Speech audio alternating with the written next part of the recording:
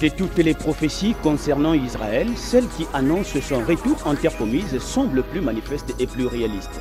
En effet, le 14 mai 1948, Israël devenait un État indépendant, une nation avec toutes les prérogatives que cela implique.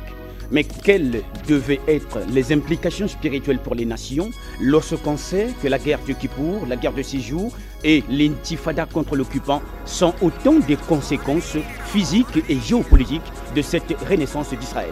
Le pasteur Francis est notre invité sur ce plateau de prophétie pour répondre à toutes ces questions. Pasteur Francis, bonsoir et bienvenue sur ce plateau de prophétie. Le mercredi 28 août 2013, le dernier embarquement des Juifs d'Éthiopie prenait son envol pour Israël. Et beaucoup sont ceux qui se réclament aussi être fils d'Abraham par la foi. Et dans cette confusion, les chrétiens aussi se réclament être juifs. Qui est ce qui est censé être juif et susceptible de retourner en Israël et qui ne l'est pas? Il est à noter que Israël est une nation qui est née à partir d'un patriarche. Le premier des patriarches d'Israël, c'est Abraham. C'est à partir de lui qu'est venu donc Isaac, et d'Isaac est venu Jacob, et à partir de Jacob, tous les 12 fils d'Israël donc qui vont former cette nation Israël. Maintenant, quand Dieu parlait d'Israël, Israël à qui il donnait la terre promise, il parlait donc des descendants de Jacob. Donc, si vous voulez, des descendants d'Abraham. C'est donc eux qui étaient propriétaires ou héritiers de la terre promise, donc de Canaan, la Palestine. Par la suite, au fur et à mesure que Israël a évolué, Israël a connu donc de certaines péripéties politiques qui vont donc amener au trône un certain Salomon. Salomon était un très bon roi, sauf qu'il était tourné vers les femmes, et à cause de son amour pour les femmes, il va donc aller jusqu'à faire de la reine de Séba son épouse.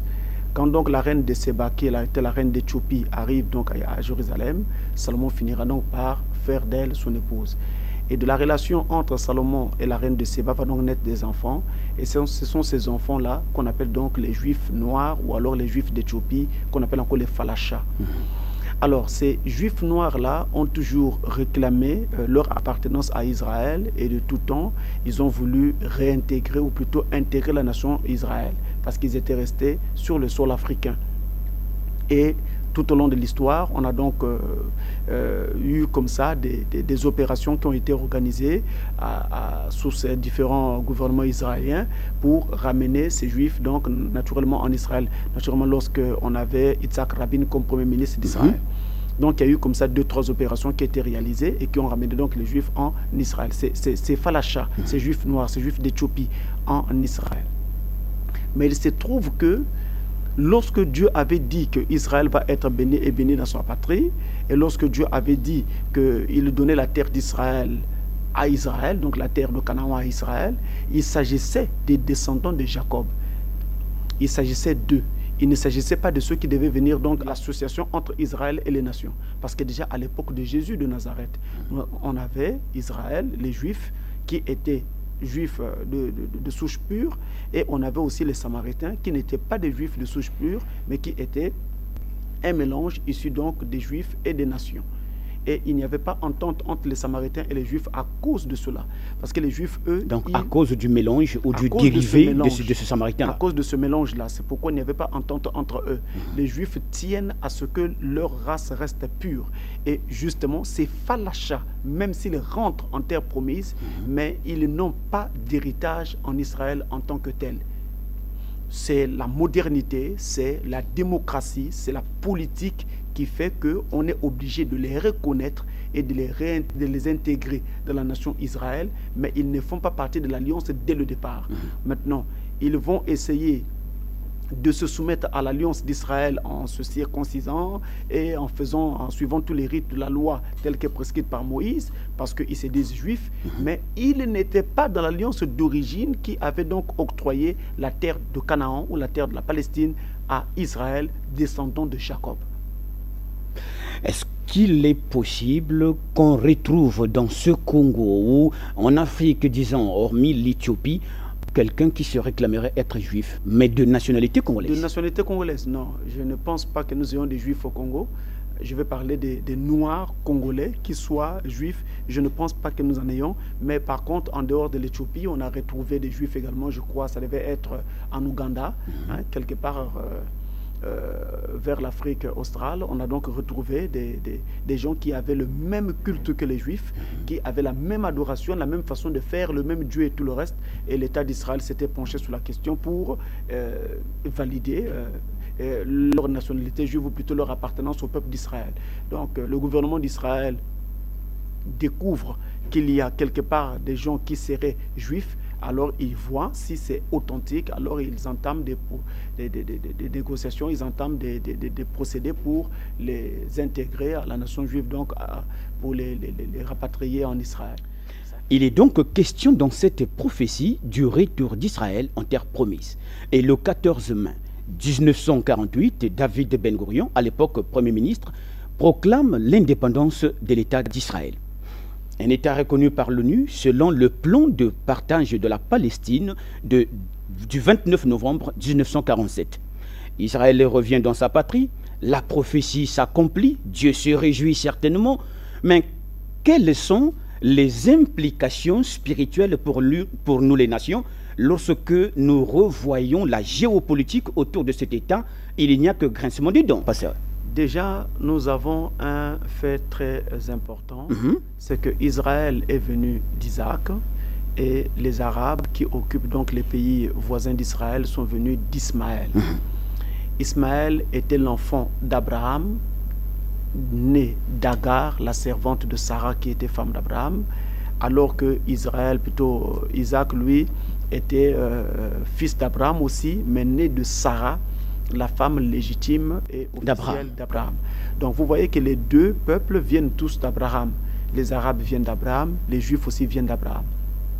Maintenant, quand Ismaël naît, on lui donne le nom d'Ismaël, ce qui veut dire âne sauvage, et Dieu poursuivra en disant que cet enfant-là sera toujours en conflit avec son frère, donc son frère Isaac.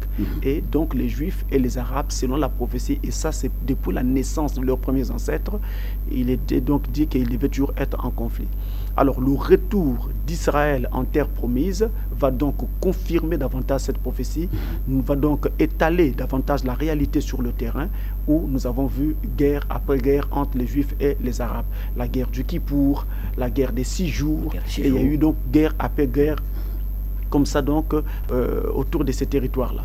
Et ça confirme la parole, parce que si Israël n'était pas revenu en terre promise, en quoi la guerre entre les Juifs et les Palestiniens devait se poursuivre, entre les Juifs et les Arabes devait se poursuivre. Cette guerre ne devait pas se poursuivre, et donc la parole de Dieu faillirait. Exact. Il fallait donc qu'il reparte en terre promise pour que justement la parole trouve son accomplissement. Maintenant, à côté de cela, nous avons ceci, c'est que dans la prophétie concernant les nations, donc la prophétie sur Israël, Dieu demande aux nations d'utiliser Israël ou de prendre Israël comme étant la montre de Dieu, la montre qui nous indique l'heure. Israël est donc l'horloge de Dieu qui nous indique l'heure qu'il fait. Je vais parler de l'heure qu'il fait dans le plan de Dieu, l'heure qu'il fait selon les dispensations, l'heure qu'il fait dans le plan de la prophétie.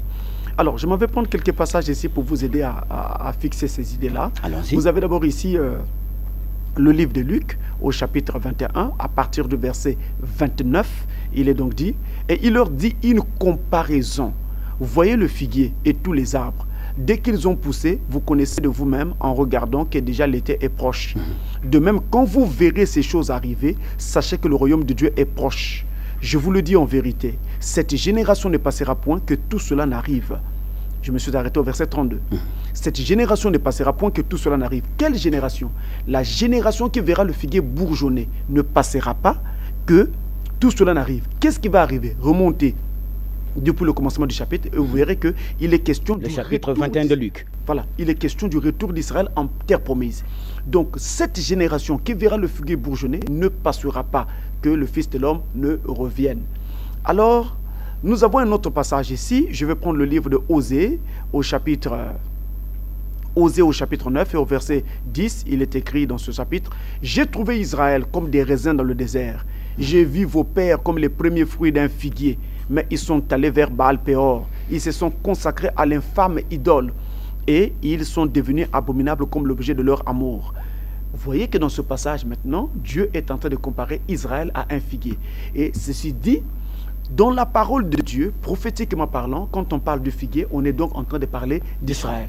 C'est la même chose lorsque Jésus-Christ parle de Nathanaël dans Jean chapitre 1, verset 48. Il dit, quand il dit que voici un Israélite dans lequel il n'a point de faute. Exact. Nathanaël dit, mais d'où me connais-tu, Seigneur? Jésus de répondre, quand tu étais sous le figuier, je t'avais vu. Donc, quand tu étais encore dans le sein d'Abraham, le premier ancêtre d'Israël, je t'avais vu. Parce que Abraham et Israël, c'est lui qui est le premier père d'Israël. J'ai envie de dire le père fondateur de la nation d'Israël. Parce que c'est le premier ancêtre à partir duquel Israël est donc né.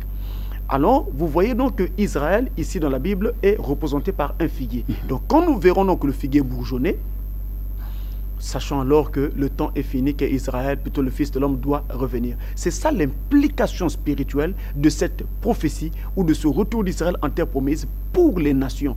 Si vous voyez Israël revenu en terre promise, revenu sur sa terre, sachez alors que le temps est terminé et que donc le Fils de l'homme doit arriver. Et que la génération qui verra cela arriver, eh bien, ne passera pas que le Fils de l'homme soit revenu.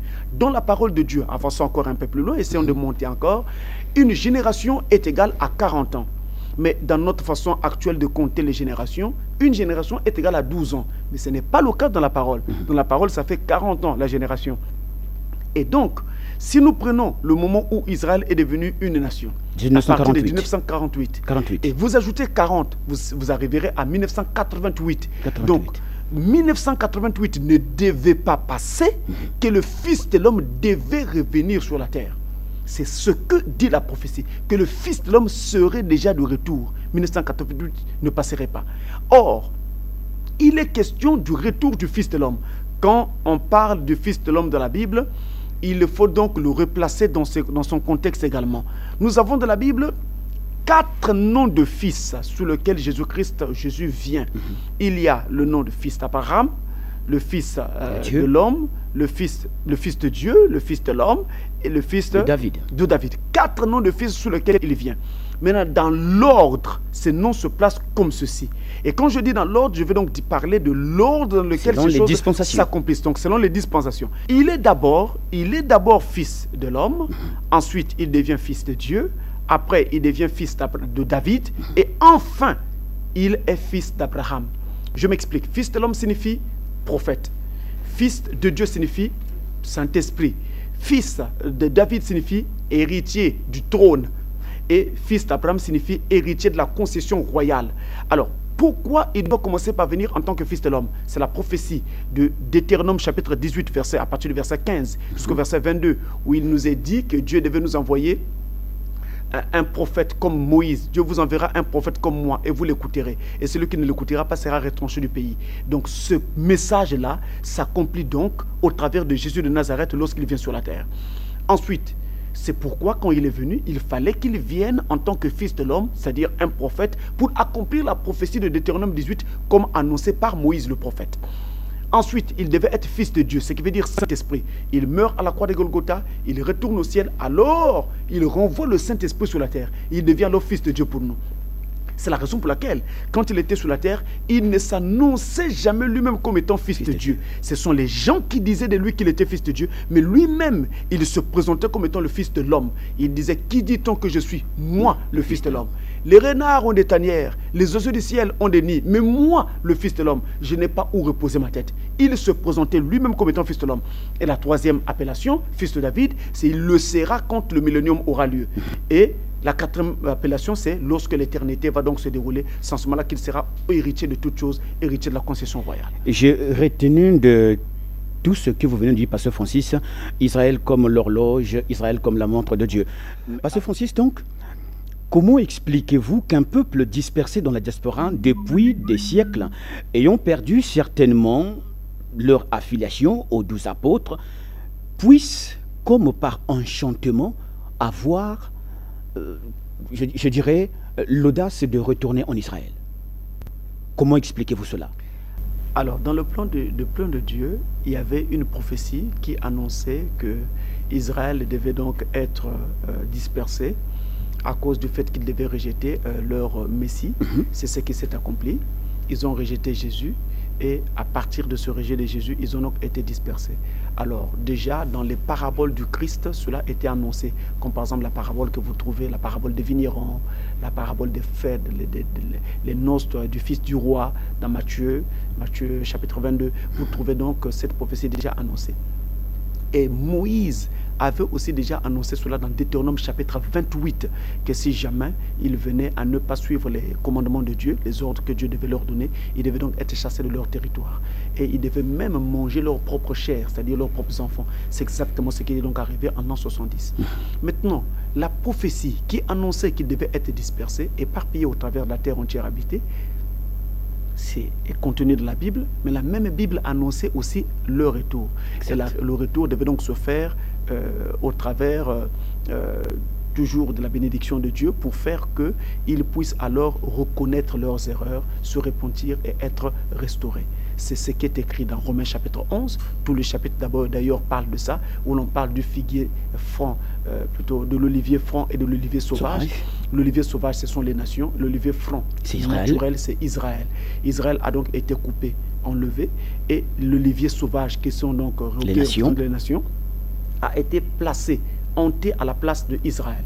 Et donc, ça ne veut pas dire qu'Israël est rejeté pour toujours. Dieu annonçait qu'il devait donc les restaurer. Et donc la restauration devait se passer une fois que Dieu aurait terminé de traiter avec les nations et aura donc enlevé l'église des nations dans la gloire. Alors Israël devait donc être restauré.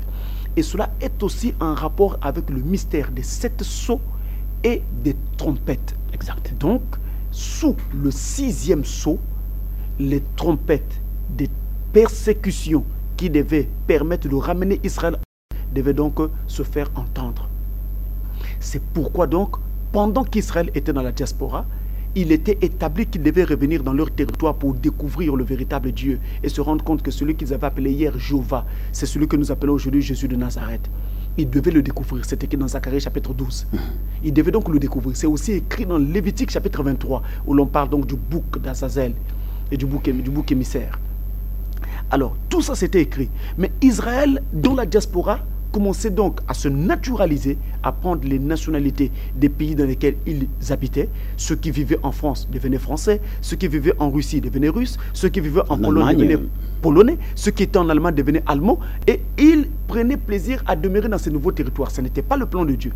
Mais ayant pris plaisir à demeurer, alors Dieu va donc, voyant qu'ils n'avaient plus le désir de repartir, provoquer ce désir en eux en envoyant une vague de persécution qui devait donc les obliger à repenser à Sion, donc à repenser à leur pays d'origine. La terre promise. Et cette vague de persécution va donc être envoyée par, justement au moment de la Deuxième Guerre mondiale, avec Hitler et les nazis, lorsque on va donc commencer à les soumettre à la Shoah, à la solution finale, à l'Holocauste. Et vous avez ces noms-là selon les pays sous lesquels ils étaient.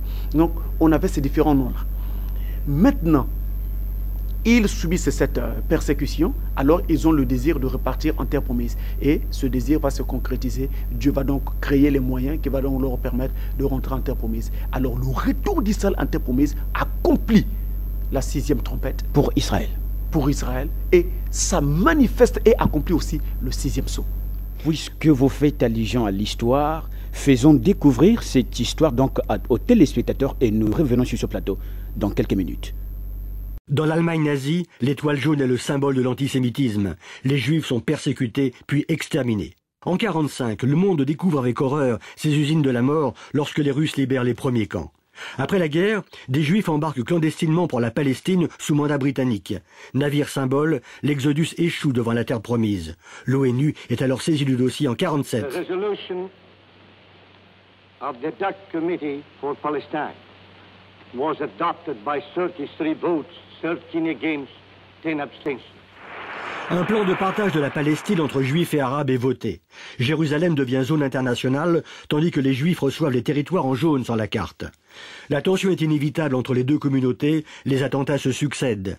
Les Britanniques, qui ne sont pas épargnés, quittent la Palestine plus tôt que prévu, le 14 mai 1948. Le même jour, Ben Gourion proclame la naissance d'Israël, dont il devient le Premier ministre.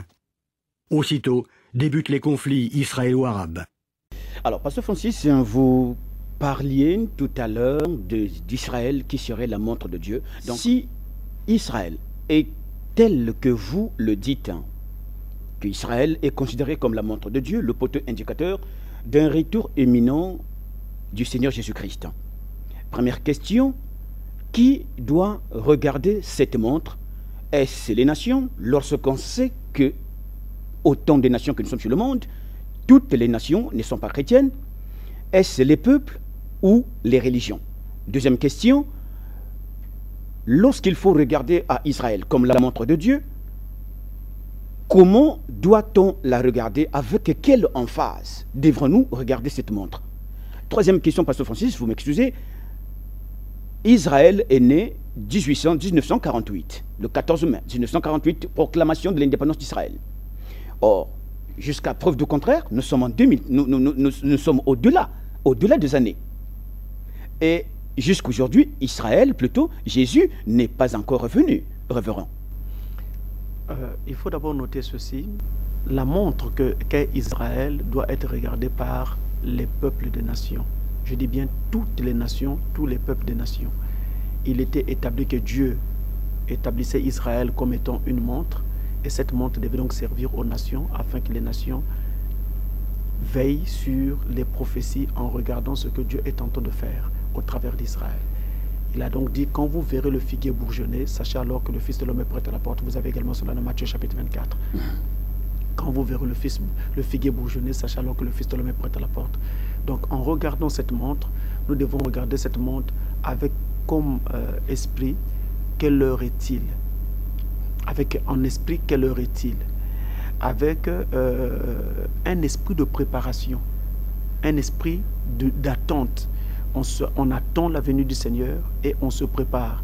Et au travers des événements que nous sommes en train de voir, ça nous permet donc de savoir que nous sommes à telle heure et telle autre heure, nous sommes à telle phase et telle autre phase. Donc nous devons accentuer notre préparation, accentuer notre perfection, accentuer notre attachement au Seigneur au travers de ces prophéties qui nous sont donc indiquées. Maintenant, quand on dit que Israël est devenu une nation depuis 1948, que jusqu'à aujourd'hui Jésus-Christ n'est pas encore revenu, il est aussi établi qu'il viendrait des moqueurs au temps de la fin qui diront où est la promesse de son avènement puisqu'on ne le voit pas arriver. Donc ça aussi c'est établi. Donc ce semblant de retard que nous constatons est aussi utile pour que s'accomplisse la prophétie qui dit des moqueurs s'élèveront pour dire où est la promesse de son avènement, où est la promesse de sa venue. Jésus-Christ va bel et bien arriver. C'est que entre ce moment où Israël devient une nation et le moment où Christ doit revenir, il y a plein d'autres prophéties qui doivent s'accomplir. Si Jésus-Christ revient comme ça, brusquement, et que ces prophéties ne voyaient pas le jour, Satan taxerait Jésus-Christ d'avoir usurpé des menteurs, enfin, disons-le. Enfin, disons, de menteurs, d'usurpateurs, d'avoir donc menti au peuple, d'avoir donc fait en sorte que la parole de Dieu ait failli, alors que ce n'est pas le cas. Voilà pourquoi il faut que toutes les prophéties s'accomplissent. Il y a plusieurs prophéties, par exemple, Malachie 4 doit s'accomplir dans l'entretemps. Vous avez l'enlèvement, ne serait-ce que pour parler de cela. Voyez-vous, il y a plein de choses. Il y a plein de choses qui doivent s'accomplir dans l'entretemps. L'ouverture des 7 sceaux, Apocalypse 10, le retour de la lumière qui doit venir au temps du soir pour la préparation de ce peuple-là qui doit justement se préparer pour recevoir le Christ. Donc il y a plein de choses qui doivent s'accomplir. Sans compter le fait qu'il est aussi écrit que le péché des Amoriens doit arriver à son comble. Entendez le péché des nations. Tout cela doit s'accomplir. Donc la dégradation morale.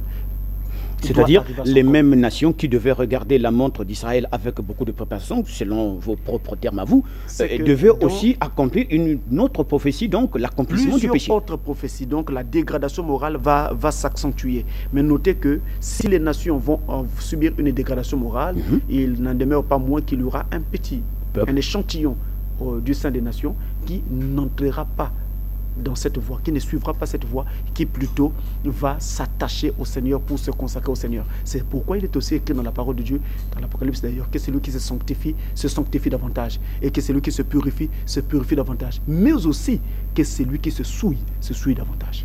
Que celui qui se souille encore. Revenons, Pasteur Francis, revenons un peu sur ce retour d'Israël. Dans un christianisme aussi confus, où les regards plutôt sont de temps en temps, ou pour les uns, les regards sont tournés vers Kamba, et pour d'autres, les regards sont tournés vers Kibousi. En fait, quel serait finalement le véritable regard? Est-ce que c'est un regard spirituel ou c'est un regard physique qu'il faut pour que nous regardions Israël comme étant la montre que nous indique l'événement ou l'avènement imminent du Seigneur Jésus-Christ? Vous savez, la liberté de culte et de religion est un principe fondamental qui caractérise toute véritable démocratie et qui caractérise également notre pays. Et je crois pour ma part que ceux qui regardent en Kamba ou qui regardent à Kibossi ont tout à fait le droit de le faire parce que nous sommes en liberté et que Dieu également est d'accord avec cette notion de liberté. Donc il est normal que les gens regardent comme ils veulent regarder. Seulement, en parlant à tout le peuple chrétien en général, peu importe leur obédience, leur foi, ils doivent tout simplement savoir que nous n'avons qu'un seul fondement, c'est la Bible. Donc tout ce que nous devons soutenir, c'est la Bible. Tout ce que nous devons donc regarder, c'est la Bible. En d'autres termes, que vous regardiez en Kamba, que vous regardez ici, que vous regardez là, peu importe. Pourvu que dans tout ce que vous croyez et dans ce que vous soutenez et dans ce que vous pratiquez, la Bible le soutienne. C'est tout l'important. Si c'est tout l'important, Pasteur Francis, puisqu'il faut se préparer pour un éminent retour du Seigneur Jésus-Christ, et le poteau indicateur est là, la montre est déjà là, elle s'est affichée, Israël est revenu dans sa terre promise. Quelle doit être la préparation? Quelle doit être la vie que doit mener celui qui aspire finalement au ciel? Parce que c'est pour cela que Jésus revient, le ciel. Quel doit être l'acte posé, la vie qu'il faut mener pour se préparer éventuellement au retour du Seigneur? La préparation, naturellement, doit être individuelle, c'est indéniable. C'est écrit dans Apocalypse chapitre 19, là où il est écrit que les noces de l'agneau sont venues et son épouse s'est elle-même préparée. Mais quand on dit que son épouse s'est elle-même préparée, il faut entendre par là que l'épouse a manifesté la volonté de s'aligner sur la parole, de vivre selon la parole et de marcher avec la parole. C'est de ça qu'il faut, c'est comme ça qu'il faut comprendre ça. Mais entre-temps, vous ne pouvez rien produire ni faire par vous-même. C'est Christ qui doit vous nettoyer, c'est Christ qui doit vous laver.